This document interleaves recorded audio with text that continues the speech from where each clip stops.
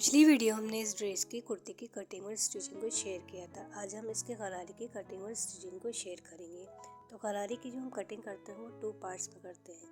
एक upper part होता है और एक लोअर पार्ट होता है। जो लोअर पार्ट होता है उसमें हम गैदरिंग डालते हैं और फिर उसके बाद उसको अपर पार्ट से हम जॉइन कर देते हैं।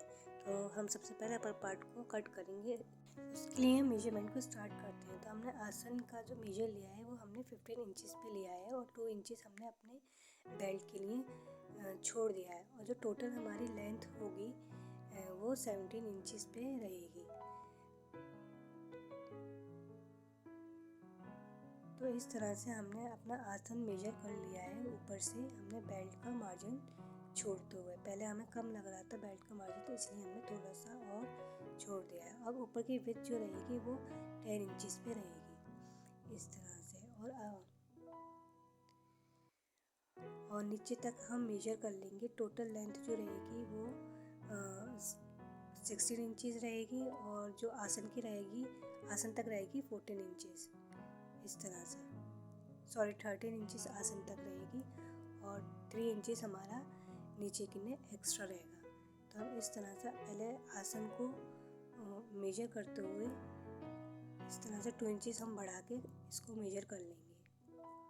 ऊपर 10 इंचेस था और नीचे हमने 2 इंचेस आगे तक बढ़ाया। इस तरह से हम इसका शेप दे देंगे। अब इसकी कटिंग कर लेंगे।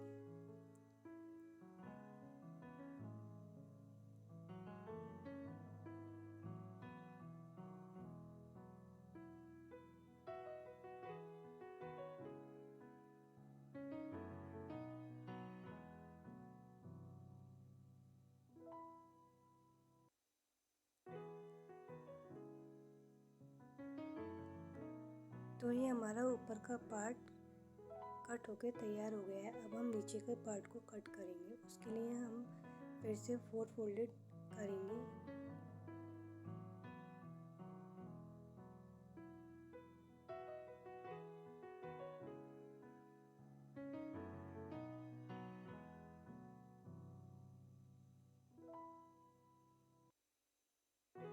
हमारा फैब्रिक थोड़ा एक्स्ट्रा था इसलिए हम इस तरह से मेजर करके उसे कट करेंगे। तो हमारी जो टोटल लेंथ रहेगी वो 25 इंचेस रहेगी इसकी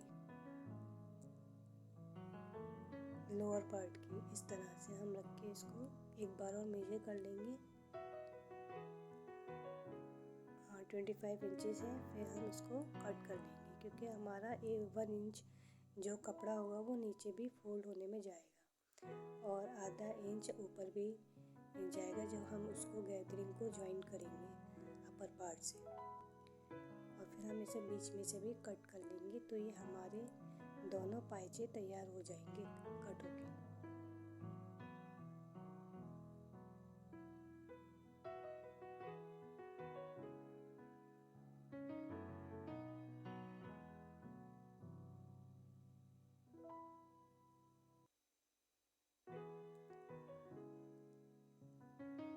तो ये अपर पार्ट है और ये हमारा लोअर पार्ट है और इस तरह से हम इसमें गैदरिंग डालेंगे तो ये हमारा गरारा बन के तैयार हो जाएगा। ना ये बहुत ज़्यादा फ्लेयर का है और ना ये बहुत ज़्यादा कम फ्लेयर का है। ये एकदम हमारा मीडियम साइज़ में तैयार हुआ। तो सबसे पहले हम क्या करेंगे, इसको हम जॉइन कर लेंगे और जो नीचे का जो 3 इंचेस एक्स्ट्रा था उसको हम अभी जॉइन नहीं करेंगे, उसको हम इसी तरह से खुला छोड़ देंगे।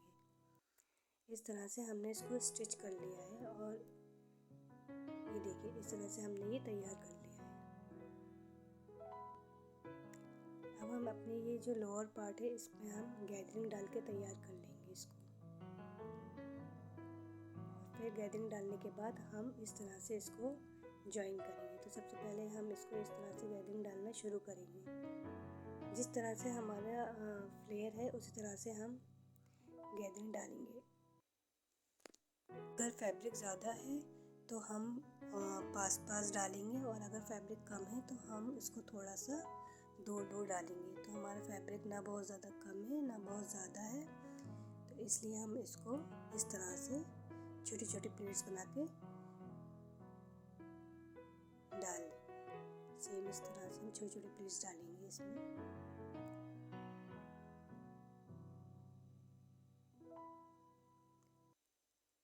पूरे फैब्रिक में इस तरह से छोटी छोटी प्लेट्स डाल ली हैं। अब मैं अपने जो एक पाइचा हमारा तैयार हो गया है, तो मैं इसको मेजर करके देख लूँगी कि इसके बराबर हो रहा है या नहीं हो रहा है। तो ये इसके बराबर हो रहा था। तो फिर अब हम इस तरह से जो प्रिंट दोनों सीधी सीधी साइड है उनको आपस में मिला के इसको स्टिच कर लेंगे।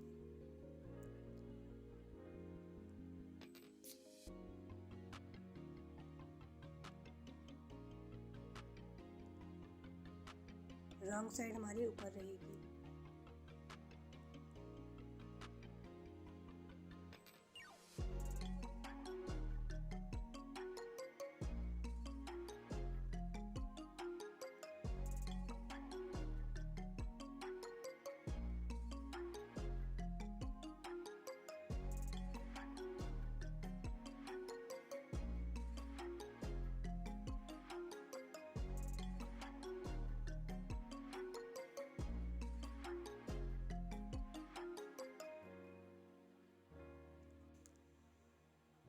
अब ये हमारा एक पाइचा बिल्कुल तैयार हो गया है बनकर।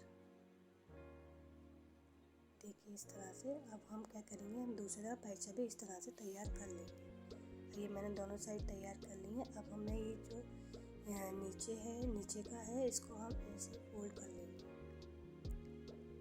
मैंने इसको फोल्ड कर लिया है, ज़्यादा फोल्ड नहीं किया है, बस नीचे से फोल्ड किया है। उसके बाद हम इसको आपस में ऐसे जॉइन कर लेंगे। मैंने आपको ये निशान लगा के भी दिखा दिया है कि कितना मैंने मार्जिन छोड़ते हुए इसको जॉइन किया था। इस तरह से मार्जिन छोड़ के मैंने पूरे को दोनों पाइचों को आपस में जॉइन कर लिया है।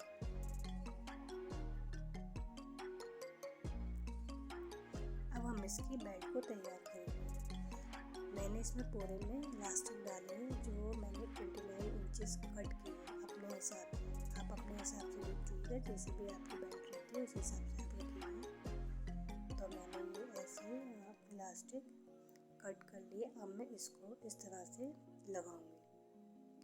तो जब हम इलास्टिक लगाते हैं पहले हम इसको एक बार इस तरह से स्टिच कर लेते हैं, ताकि जब हम इसको लगाएं तो ये अपनी जगह से हटे नहीं। फिर उसके बाद हम इसको इस तरह से सिलाई लगाते हुए जाएंगे।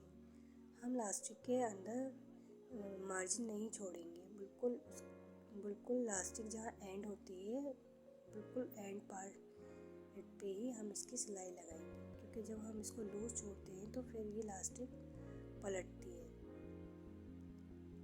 अब मैंने इसमें पूरे में ऐसे इलास्टिक लगा लिया है। पहले मैं और इसको थोड़ा सा छोड़ के पहले इनको आपस में जॉइन कर लेंगे। इस तरह से जॉइन कर लिया है। अब जो जगह बाकी बची है खुली हुई उसको भी हम स्टिच कर लेंगे।